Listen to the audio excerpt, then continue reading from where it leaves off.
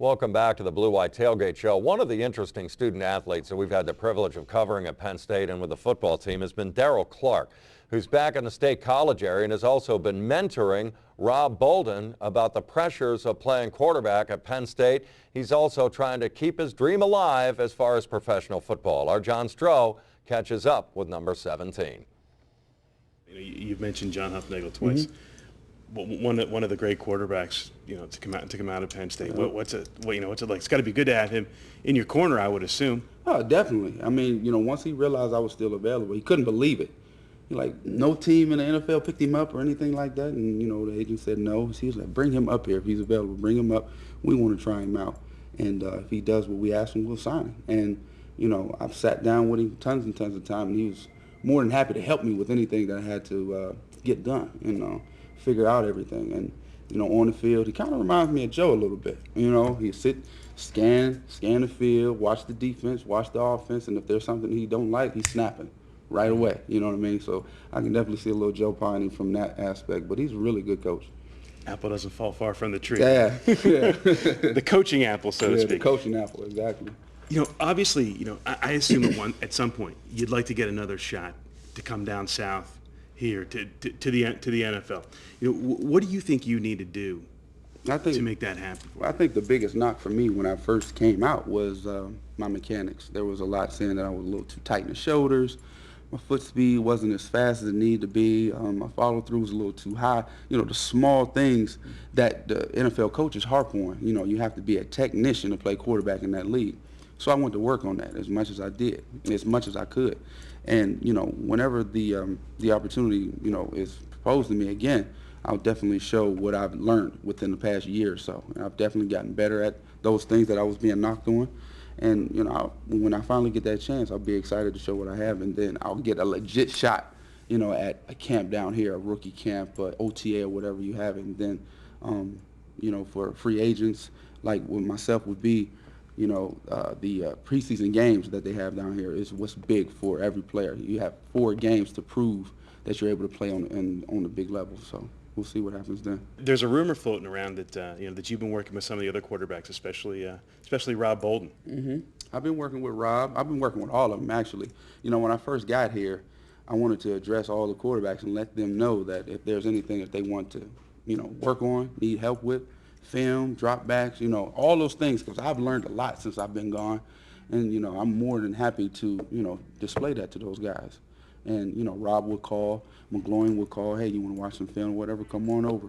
We'll go over all the games that you guys played last year. We'll talk about what you did good, what you should have done better, and those things like that. They've all taken advantage. I've worked with Newsom. I've worked with Paul. I've worked with Shane McGregor. You know what I mean? I've worked with McGloin and Rob, so it's been great. These guys are doing really well. I haven't got a chance to check those guys out at practice, but I definitely will tomorrow. What do you see in a Matt McGloin? What do you see in a Rob Bolden? Just since you haven't seen him on the field, but you've seen them in the classroom. I've seen them in the classroom, and all those guys are very attentive when Jay's speaking, and it seems like they're catching on to what he's trying to get across.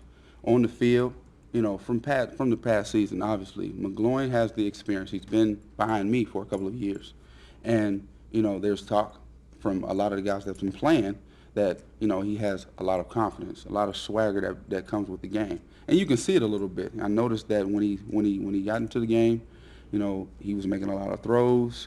It was mistakes that he was making. He didn't let it bother him too much. The things that you need in a quarterback, and it just seemed that the experience was there. It was just a matter of him getting a ton of more reps.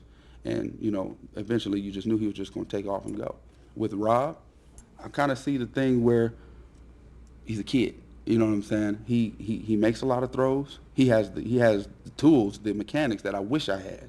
I wish I had his quarterback coach when I was in high school. Because it seemed like he was really, really polished when he came up here, and he was just making unbelievable throws.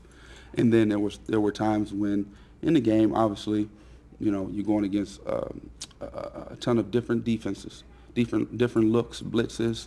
And these are things that you're not used to, but in order for you to get used to it, you have to go through it, So, obviously he had to go through a couple of growing pains.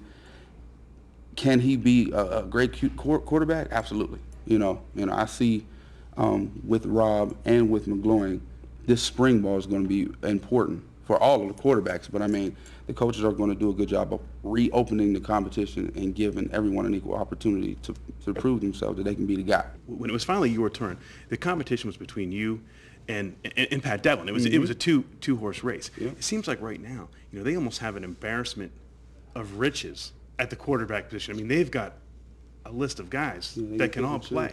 How do you think that works out? It's tough. It's definitely tough on the coaches because you have to be as fair as possible. And when I mean fair, they have to get an equal amount of reps against the same teams, the first, the second, and the third, and to split it up, it'll be tough. And then you have to really critique everything, I mean, it has to be really, really tight. So these guys, the quarterbacks, have to really be on their game because it's not just the competition between two guys because you have so many guys that are capable of running the show. The coaches have to be really on P's and Q's when critiquing, and so do the players. And, it's all going to come down to who handles the huddle better, how does the team respond to the guys when they're in, and can you make the plays? That's what it really comes down to. Can you move the chains, and if need be, can you make a big play that'll break the game open? The last time we talked, I asked you this question. Do you think it's fair, the amount of scrutiny that a Penn State quarterback receives? And I remember an emphatic no. Yeah. No. Do you still feel that way? Now that you've stepped away, I mean, you've been away. This will be your second year away, and now you see these young guys. Do you still feel the same way? I still feel the same way because it happens on all levels. In high school, maybe not so much. In college, definitely, you're being watched by everyone. Okay, you get a lot of credit when you win. You may have not even played a good game, but if you're winning, that's all that matters. If you lose and you threw lights out, you're still getting the scrutiny because you lost the game. That's just how it works. In the CFL, in the NFL, that's just how it is. So I don't really feel that there's any kind of change. With McGloin or Rob, if things are not going well, you're going to hear it from people. That's just how it's going to. And that's one thing I wanted to tell those guys.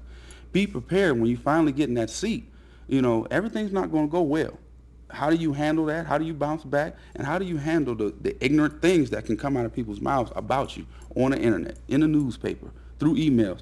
Believe me, I've seen it all. I mean, you want to play your best in every single game. It just don't happen. So you have to prepare yourself. You have to have tough skin. I think for the most part, they've done that. Just going back for a second, how hard was that whole experience on you? It was hard at first. I mean, Michael Robinson would tell me basically everything I just told you. You have to have tough skin, and I would tell him, yes, I know what you mean, and that's definitely what I'm going to do. But you don't really feel it until it actually happens to you. When we lost to Iowa the first time, I received so many terrible emails and messages on Facebook and all the social networking things that you can think of about how I blew the game. I just didn't play well, and when I lost the game, I knew that was going to happen.